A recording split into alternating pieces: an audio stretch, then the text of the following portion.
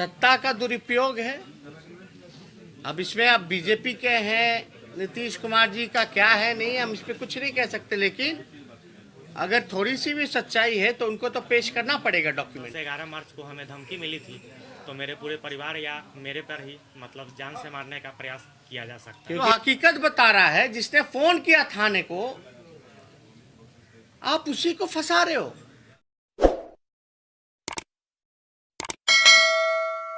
Press conference के लिए बुलाया गया। आप सब लोग जानते हैं और इससे पहले भी हम लोगों ने सरकार से कई सवाल जो है रामसूरत राय मंत्री जी को लेकर के हम लोगों ने पूछा था, जिसका कोई जवाब सरकार द्वारा जो है अब तक नहीं मिला है। विधानसभा में भी हम लोगों ने बड़े ज़ोर शोर से इस मसले को उठाया था और शराबबंदी की क्या असलियत है, क्या हकीकत है, सुशासन की क्या असलियत है, क्या हकीकत है, इसको लेकर के हम लोगों ने बड़ी चर्चा की है। कई ऐसे खुलासे हैं, कई ऐसे मामले हैं जिसको आप सब लोगों के, बिहार की जनता के संज्ञान में होना चाहिए, पता होना चाहिए कि वाकई में ये जो घटना है वो क्या है। ये बड़ा गंभीर मसला है और जैसे हम लोगों ने जो आरोप लगाए हैं, आरोप ही नहीं, बाकायदा ठोस एविडेंस के साथ हम लोगों ने आप लोगों के सामने बात भी रखी है। रामसूरत राय जी के जो भाई हैं प्रेमचंद्र लोक उर्फ हंसलाल राय, इन पर एक एफआईआर होता है और अब तक कोई कार्रवाई नहीं की जाती है। ना तो गिरफ्तारी होती है और आप सब लोगों को पता है शराबबंदी कानून में ये मेंशन है कि जब कहीं भी शराब की बरामदगी होती है तो इनका कहना था कि जहाँ से भी शराब बरामद होगा वहाँ थाने खुलवाए जाएंगे। ये नवंबर माह की घटना है। अब तक ना उनकी भाई की गिरफ्तारी हुई है, ना ही उस जगह पे कोई थाना खोलने की बात हुई है। एक जैसे फिल्मी स्क्रिप्ट रचा जाता है, एक कहानी जो लिखी जाती है फिल्म का स्क्रिप्ट का, उसी हिसाब से जो है इसमें एक कहानी लिखी गई है, एक स्क्रिप्ट लिखा गया है। आप लोग थोड़ा गौर कीजिएगा कि रामसूरत राय जी ने मीडिया में ये बयान दिया है कि वो इस विद्यालय के संस्थापक नहीं हैं, उनकी भाई की ज़मीन है और उनके भाई ने लीज पर ज़मीन दे रखा है और कोई और जो है उस विद्यालय को संचालित करता है। यही बात है। अब आप देखिएगा, ये बौचाहा थाना की बात है। ये वहाँ का बिजली का बिल, उस ज़मीन का नाम प्रेमचंद्र लोक और उर्फ हंसलाल राय के नाम पे ये बिजली आता है। ठीक उनके पिता का नाम है, पता जो है अर्जुन राय है। यानी ये बिल से ये स्पष्ट होता है कि ज़मीन उनकी भाई की है। और अगर बात की जाए स्कूल का क्या नाम है, तो अर्जुन मेमोरियल ज्ञान विद्या मंदिर, अर्जुन मेमोरियल ज्ञान विद्या मंदिर ये स्कूल का नाम है। जैसा कि हमने बिल में भी दिखाया, या मंत्री जी के पिता का नाम अर्जुन राय है। अब सवाल ये खड़ा होता है कि मंत्री जी जो है वो साफ साफ झूठ बोल रहे हैं और मंत्री जी ने कई बार जो है चैलेंज करने की बात की है। उस चैलेंज को हम लोग स्वीकार करते हैं और मंत्री जी से आग्रह करते हैं कि अगर उनमें उनके कहने में अगर थोड़ी सी भी सच्चाई है तो वो ये बताएं कि एग्रीमेंट कब हुआ था और एग्रीमेंट की कॉपी पेश करें, क्योंकि उन्होंने ये कहा था कि लीज पर जो है उनके भाई ने दिया। अब सवाल ये उठता है कि मान लीजिए हमने आपको रेंट पे दिया या लीज पे दिया तो आप मेरे पिताजी के नाम पे स्कूल खोलिएगा। जिसको भी एग्रीमेंट किया गया विद्यालय का वो मंत्री जी के पिताजी के नाम पे क्यों खोलेगा स्कूल? सवाल ये पैदा होता है। और हमने पहले भी कहा था स्कूल का संस्थापक जो है वो और कोई नहीं माननीय मंत्री जी हैं। व्यवस्थापक जो है वो उनके भाई लालकांत शर्मा जी है। बात ये हुई कि अमरेंद्र कुमार कुशवाहा जिसको गिरफ्तार किया गया है वो कोई एग्रीमेंट और स्कूल का संस्थापक नहीं, लेकिन जो सच्चाई है वो उन्हीं के स्कूल का हेडमास्टर था जो देखभाल करता था।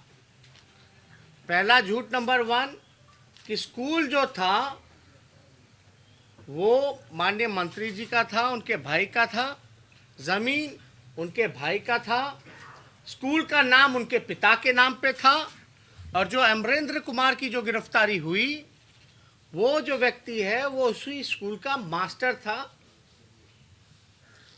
और ये घटना 8 नवंबर की है, रात की है, जब एफआईआर अगर आप देखिएगा